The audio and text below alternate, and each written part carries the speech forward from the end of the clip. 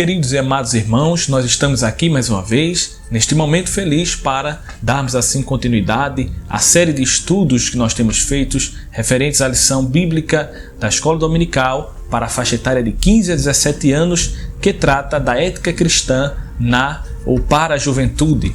Nesta feita nós vamos focar na lição de número 10, que nos traz um tema muito importante, fala sobre ética cristã no relacionamento.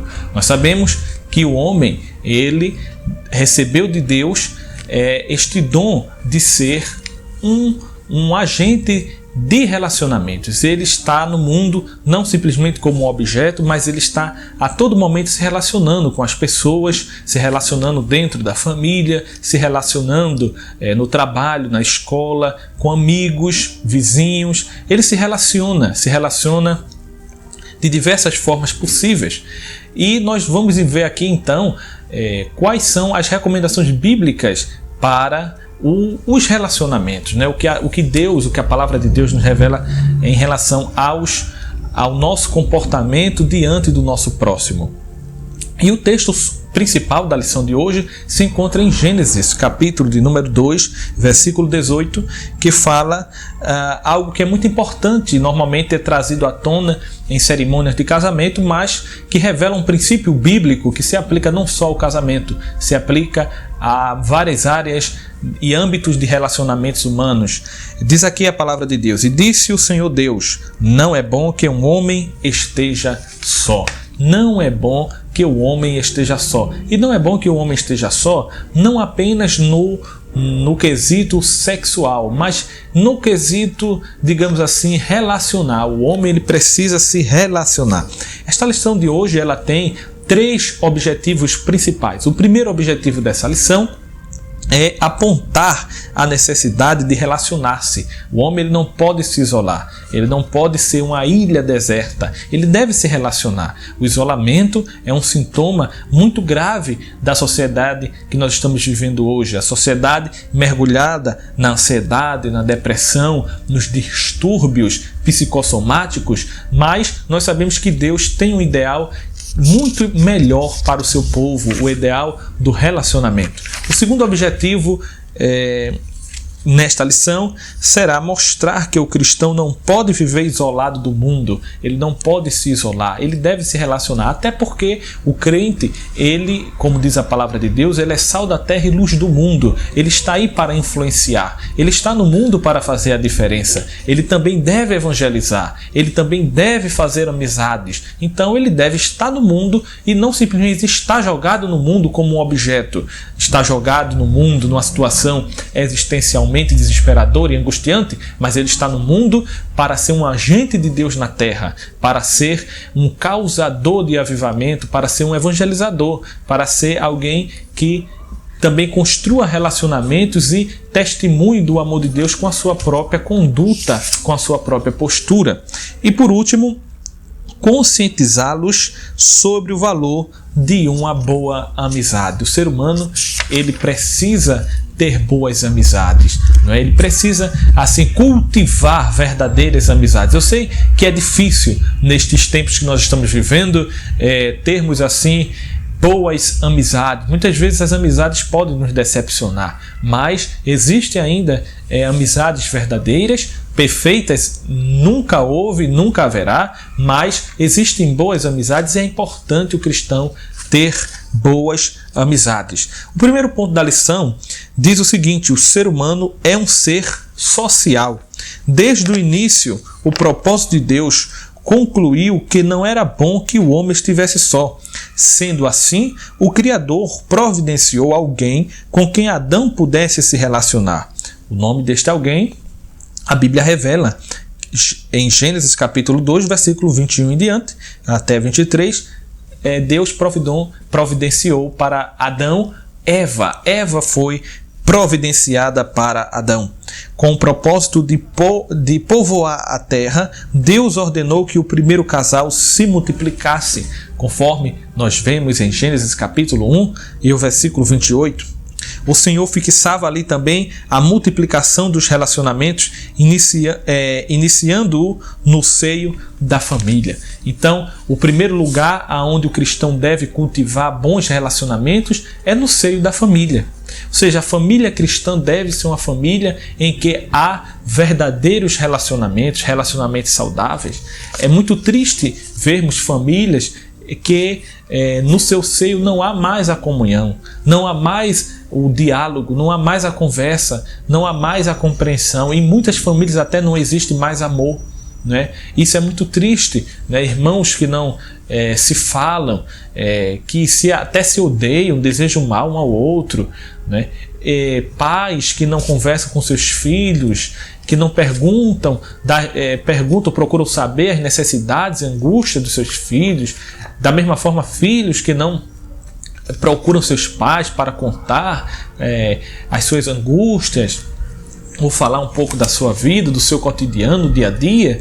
Isso é algo muito triste, mas o cristão sabe que ele deve cultivar os bons relacionamentos em primeiro lugar, dentro da família. Não adianta ser uma pessoa muito popular em outros âmbitos da vida, como na igreja, no trabalho, na escola, enfim, fora de casa, e dentro de casa, na verdade, não ter esta mesma popularidade.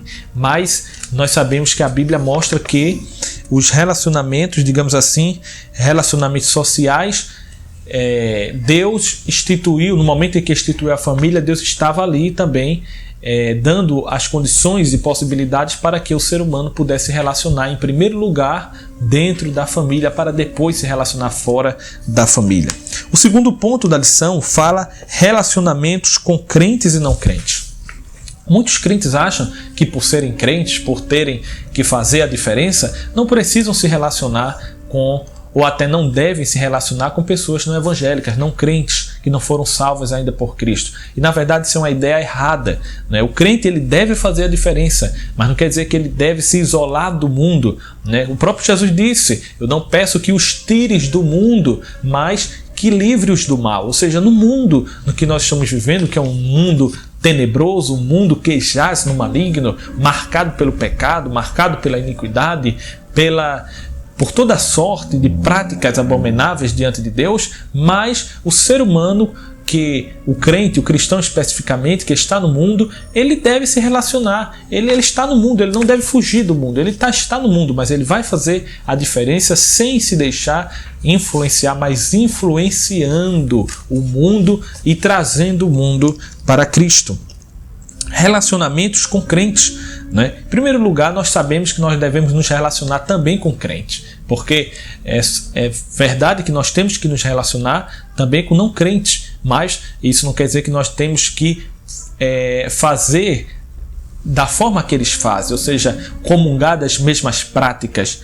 Agora, também não podemos ser assim, nem 8 nem 80. Tem pessoas que dizem o seguinte: bem, a Bíblia não proíbe eu me relacionar com pessoas não crentes, então eu vou me relacionar com pessoas não crentes. E começa a ter amizades com pessoas não crentes, e de repente essa pessoa só tem amizades com pessoas não crentes, né? E dentro da igreja, né, quais são as amizades que ela cultivou? Então, por isso que a lição também fala aqui de relacionamento com crentes, né? Fala: o amor fraternal é exigido dos cristãos, conforme está escrito em Romanos, capítulo 12, versículo 10.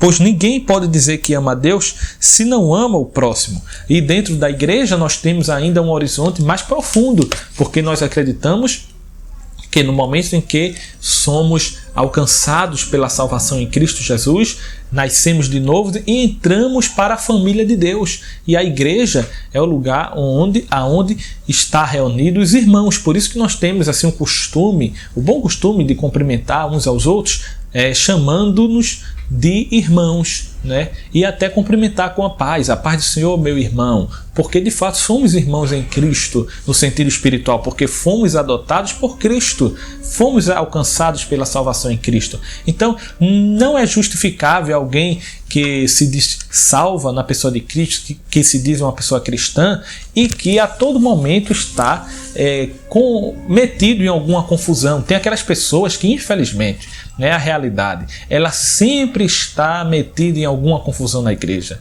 Pessoas que dão trabalho ao pastor, ela se intriga de todo mundo, ela briga com todo mundo, muitos até abrem a boca e dizem: na igreja não existe mais amor, ninguém na igreja serve a Deus de verdade, todo mundo é falso, todo mundo é hipócrita, e fala, e depois é só procurar saber qual foi, digamos assim, o fim que essa pessoa levou, e nós vamos ver que não foi um fim bom, porque entrou pelo caminho da murmuração, entrou pelo caminho da generalização apressada, dizendo que na igreja ninguém tem mais amor, ninguém serve a Deus de verdade, ninguém mais é santo, todo mundo é hipócrita, falando contra o povo de Deus e de certa forma também atingindo ao próprio Deus, porque o povo de Deus, amado por Deus, não poderia ser diferente. As consequências são amargas lá na frente. Aquela pessoa acaba ficando vazia espiritualmente e depois até se afasta da igreja. Então nós temos que nos relacionar com crentes, relacionamentos saudáveis dentro da igreja, e não só na nossa igreja, mas também nas igrejas das outras pessoas, porque existem servos de Deus e servas de Deus que estão nas igrejas de outras pessoas. Não caiamos naquela falsa impressão de que os únicos salvos são aquelas pessoas que fazem parte da nossa igreja. Nada disso. Salvo é todo aquele que está em Cristo. E existem pessoas que estão em Cristo que fazem parte de outras denominações, que fazem parte de outras igrejas, e muitas até que não frequentam assim assiduamente uma igreja específica, mas são pessoas salvas. Podem até não ter profundas raízes, mas são pessoas salvas. A gente não pode assim negar categoricamente a salvação dessas pessoas, porque elas não fazem parte assiduamente de uma igreja A ou B, mas se elas estão em Cristo, então elas são pessoas salvas. Não queremos aqui também menosprezar ou diminuir a importância que de fato tem, a Bíblia revela, a igreja chamada igreja local. É o momento em que nós estamos ali reunidos, que recebemos orientação das lideranças, do nosso pastor, que estamos ali para comungar de uma comunhão espiritual, ajudar uns aos outros, exortar uns aos outros, edificarmos-nos mutuamente, mas nós temos que saber que existem pessoas de outras igrejas também que precisam ser abraçadas por nós.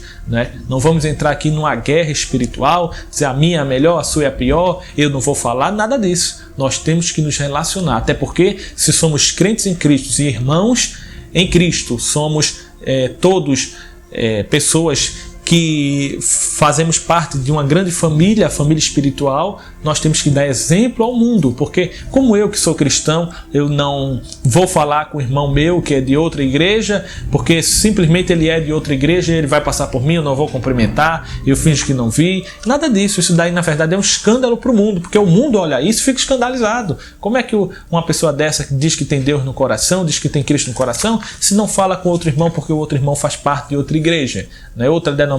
Então nós temos que entrar pelo caminho da verdadeira união, da fraternidade, esse sentimento de que nós pertencemos a uma só família, a família de Deus.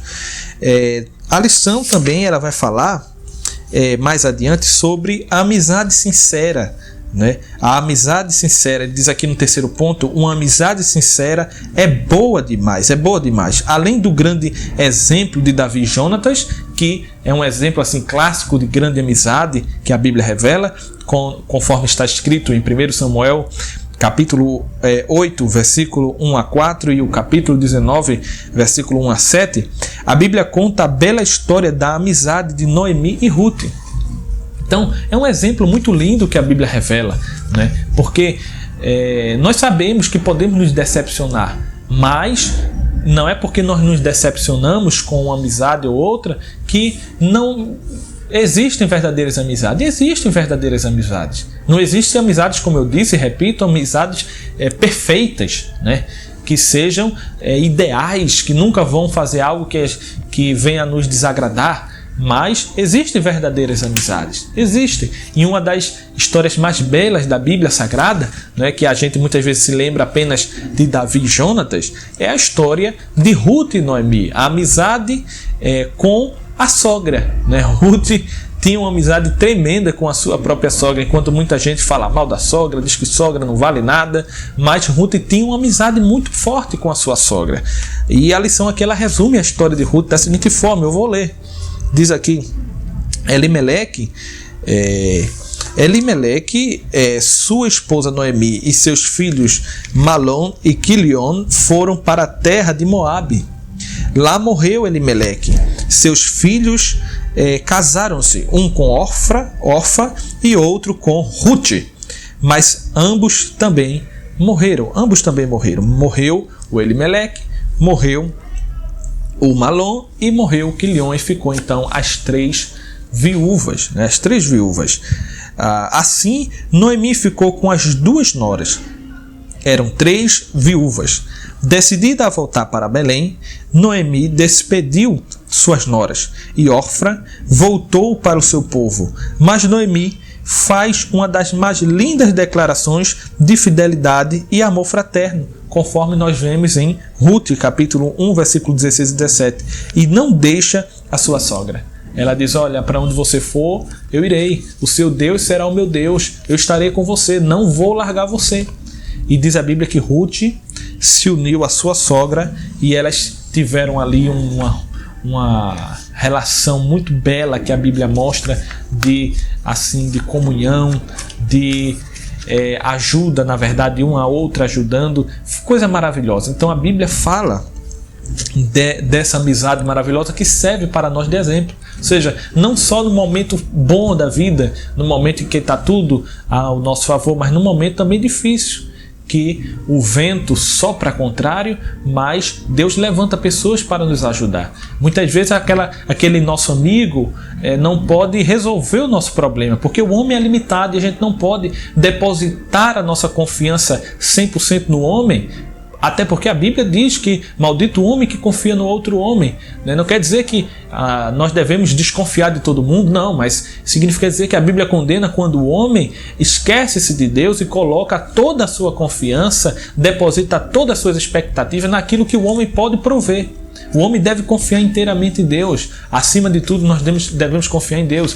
Não no homem, porque o homem é limitado. O homem, ele promete, ele pode esquecer depois da promessa que fez. O homem faz uma promessa para você, lá na frente, ele até quer resolver, quer cumprir com a promessa, mas não consegue, porque é limitado. E muitos até fazem a promessa, sabem que não vão conseguir realizar a promessa, mas fazem mesmo assim e não realizam. E você fica, como diz o ditado, Deus dará. Mas bom é confiar em Deus, porque Deus, ele é aquele que promete e cumpre. Agora, não é porque nós não devemos depositar toda a nossa confiança no homem que nós devemos então desconfiar plenamente do homem. Não, nós podemos confiar no homem, mas não podemos, como eu disse, confiar plenamente ao ponto de colocar o homem no lugar que pertence a Deus, ou a transferir ao homem o papel que cabe a Deus. Cabe a Deus. No nosso coração deve